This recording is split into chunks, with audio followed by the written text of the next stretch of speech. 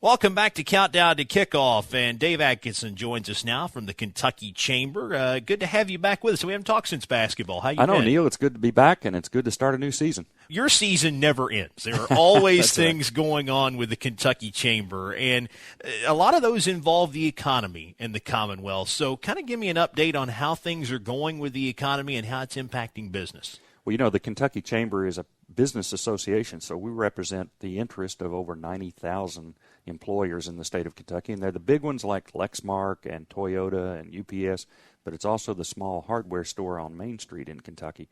We're trying to represent their voices and build the economy. The economy in Kentucky is coming back. The good news is it's building, and we're coming out of the recession. Companies are starting to hire again. The not-so-good news is that it doesn't have the momentum that we would all like to see. And companies are still waiting. There's a certain lack of confidence, I think, right now in what's going on in Washington and in the economy. And they're holding back a little bit in terms of hiring the folks. Our productivity is up. The amount of goods and services that we're producing from our Kentucky companies is already back up above where it was before the recession. But the employment is still struggling a little bit, and we want to see that get some momentum. You mentioned momentum, and when you're trying to get that great big ball rolling down the hill, what's your top priority as an organization to make that happen? Well, the legislature is going to meet in January, and they'll look at all the priorities of Kentucky and all the needs that are out there, and they will write a budget. And that budget is the single biggest thing the legislature does when they're in session during a budget session every 2 years. And so they will have to determine how much money do we give to the court system, how much money do we have to give to education, how much do we give to Medicaid, and that sort of thing. How do we pay the pension cost of what we've already incurred, the promises we've already made. Our top priority, in one word, education. In Kentucky, we've got to continue to press. We've made progress in the last generation in Kentucky. We've raised our scores up, in some areas above the national average, and who would have guessed that a generation ago? But we've got to keep our shoulder to the wheel, keep improving education. We'll have some ideas in this next legislative session, but we want to make sure that education is properly funded and that we stay with these new academic standards that our kids have been tested on the last 2 years. We've got to stay the course and make sure we fulfill that promise. We're visiting with Dave Adkisson from the Kentucky Chamber here on Countdown to Kickoff. There was a time in the Commonwealth and there was a time nationwide when you could graduate high school and you could go right into the workforce and you could make a nice living for yourself, start a family.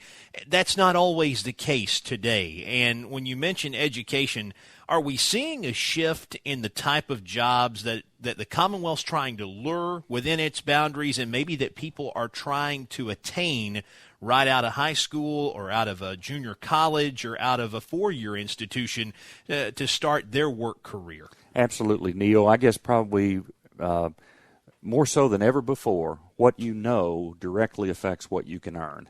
And back in my day in high school, you could graduate high school or maybe even drop out of high school and expect to get a decent union job at a local distillery or other factory or work on a barge line or whatever and build a middle-class way of life. Today, that's extremely tough. If you haven't gone on at least to some community college or to a certification program or vocational program, those types of things are critical for individuals to be able to navigate this new economy, but also for our state. So we're encouraging people across the state to consider what other skills can you get? Could you go back and get some additional skills so that would allow you to earn more? And then the whole state will come up. We've alluded to the budget session that's coming up in Frankfort in January, but what else do you anticipate or what do you think is going to come out of that session that starts at the first of the year? Well, I mentioned the budget. We want to see a responsible budget produced, and that's going to be tough because the economy still hasn't bounced back completely. Education will be our top priority, and then also we're going to be promoting a piece of legislation built on public-private partnerships called P3, public-private partnerships. Kentucky is sort of behind other states in terms of legislation. In other words, having laws on the books that will encourage that kind of thing. If you look in Lexington, what University of Kentucky has done in terms of building dormitories, they've done that without going to Frankfurt for a pot of money. They've done it with private developers, private money, and they'll have over 3,000 dormitory rooms under construction later this year. U of L has done something very similar. We see tremendous opportunities for the private community to step in and do some of the things that government has traditionally done, but now money is so tight government's going to have to look to the private sector, we think, to make some things happen. If there is a business owner out there or someone who's the head of a corporation in the Commonwealth and they want to learn more about some of the things you and I have talked about, or they want to see some of the other projects that the Kentucky Chamber is involved in, where can they go?